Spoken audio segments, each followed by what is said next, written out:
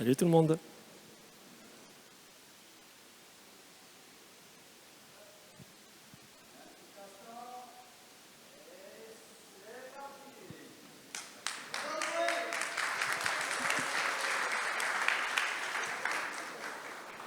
Comment ça marche?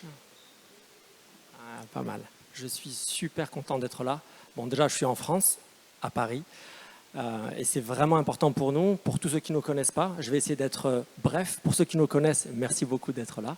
Donc, je m'appelle Samy, je suis le CEO et cofondateur de Cross the Ages. Je viens du monde du gaming. Je suis un geek, un super geek, un ultra geek, producteur de jeux vidéo depuis environ 12 ans. On a plusieurs studios dans le monde. On a sorti pas mal de jeux sur plein de plateformes, sur la Switch, sur la PlayStation et d'autres plateformes. Et on s'est mis sur Cross the Ages il y a 3 ans maintenant. L'idée, en fait, c'était de créer une expérience immersive. Ce n'est pas un jeu, c'est vraiment un univers avec une IP complètement folle. On a réussi à convaincre 7 écrivains d'écrire pendant 10 ans une nouvelle saga. Donc dedans, vous avez Arnaud Delaine, Alain Damasio, Pablo Servigne, Héloïse Brésilion. Et toutes ces personnes, en fait, ont travaillé ensemble main dans la main pour écrire cette œuvre, qui est un bijou.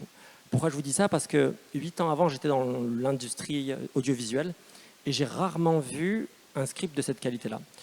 Derrière ça, on a eu la chance d'avoir à peu près 115 artistes qui viennent d'Harry Potter, Game of Thrones, Star Wars, League of Legends, tous les projets au monde qui ont signé pour 10 ans pour créer en fait ce monde. Comment ça marche? C'est un jeu de cartes. J'aime bien les cartes. J'ai commencé quand j'étais petit avec les cartes Magic et en fait, j'ai jamais arrêté. Et du coup, ce qui s'est passé, c'est qu'au fur et à mesure de cette expérience, on s'est dit qu'on allait créer un univers où les gens allaient avoir le choix. L'idée, c'est de donner la propriété à tout le monde en donnant en fait cet ownership qu'on cherche dans le Web 3. Alors perso, moi je suis pas trop fan de Web 2, Web 3. Ce qu'on voulait faire avant tout, c'était de créer un jeu vidéo fun où les gens prenaient du plaisir. Et si en plus de ça, ils pouvaient vendre leur asset, louer leur asset et générer du revenu, c'était vraiment le bonus. Le jeu, comment ça marche? C'est un demi-échiquier avec 16 emplacements. Donc c'est du tour à tour. Ça marche en fait, c'est un mélange d'échecs, de go, de jeux de stratégie, de jeux de plateau, où vous avez 5 minutes pour battre votre adversaire en posant vos cartes. Ça a l'air assez simple, mais c'est très addictif. Et c'est vrai qu'aujourd'hui, on a quand même un sacré nombre de joueurs. Et c'est ça qui est assez sympa, c'est qu'on a vraiment cette logique de jeu Web 2. C'est un jeu gratuit qui est sur l'App Store, qui est sur Play Store. Pendant 7 semaines d'affilée, on a fait le top 3 dans plusieurs pays d'Europe et plusieurs pays donc comme le Japon aussi, que ce soit en Angleterre, en France, en Espagne, où le jeu s'est placé devant tous les jeux, Pokémon Go, Clash of Clans, Clash Royale, ce qui montre qu'il y a un vrai intérêt.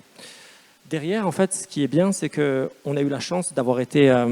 c'est mieux d'avoir été supporté par à peu près 68 investisseurs, dont 5 publishers de jeux vidéo. C'est la première fois que vous avez Ubisoft, Square Enix, Bandai, Animoca, Elite, toutes ces entreprises, ces publishers de jeux vidéo qui s'associent sur le même jeu vidéo. Pourquoi? Pour répondre à une vraie question. Aujourd'hui, je vous parle de ce jeu de cartes. Dans quelques mois, vous allez avoir l'arrivée du monde ouvert, de ce MMO, de ce jeu grandeur nature avec cette interopérabilité.